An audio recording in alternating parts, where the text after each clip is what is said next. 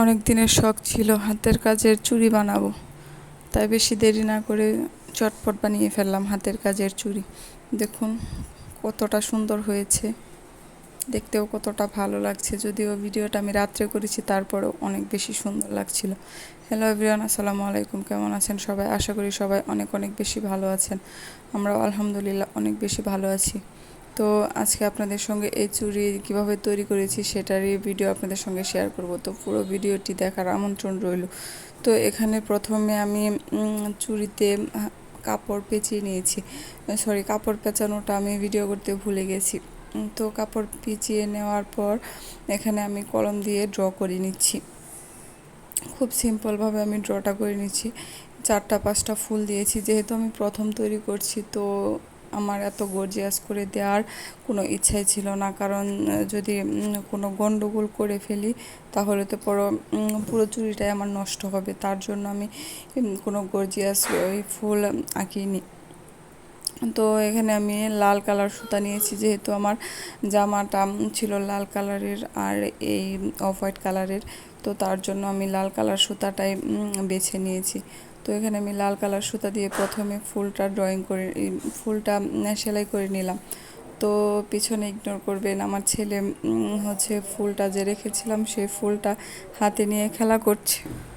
আসলে ছোট বাচ্চা থাকলে যা হয়, কাজের সময় অনেক বেশি কাছে এসে বিরক্ত করে। আসলে আমাদের কাছে বিরক্ত লাগলেও তাদের কাছে এটা খেলা। তো ছোট বলে কিছু বলাও যায় না, দেখা যায় যে সাথে সাথে কান্না করে দিবে, তো কিছু বলতেও পারি না। তো এখানে আমি ফুলগুলো সব করে নিয়েছি, ডালগুলো সব আমি লাল কালার সুতা দিয়ে করে নিয়েছি।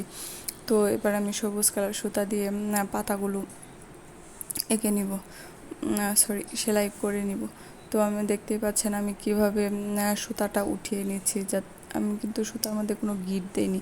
তো আপনারা খুব খেয়াল করলে দেখতে পারবেন আমি সুতাটা মাঝখানেই রেখে দিয়েছি গিট ছাড়া। তো এভাবে করে আমি সবগুলো পাতায় একে একে এঁকে নিব। তো কিছুটা করার পরে চুড়িটা অনেক বেশি সুন্দর লাগছিল, দেখে মনটা ভরে গেল। তো ভিডিওর এই পর্যন্ত যারা এসেছেন সবাই আমার চ্যানেলটা সাবস্ক্রাইব করে দেবেন এবং পাশে থাকা বেল বাটনটি অন করে দেবেন, যাতে আমি ভিডিও ছাড়ার সঙ্গে সঙ্গে আপনার কাছে নোটিফিকেশন চলে যায়। আর যারা ভিডিওতে লাইক দেন না, প্লিজ একটা করে লাইক দিয়ে যাবেন। আপনাদের একটা লাইক আমাকে অনেক দূর এগিয়ে নিয়ে যেতে সাহায্য করবে। তো এখানে আমি একে একে সবগুলো পাতায় দিয়ে নিচ্ছিলাম।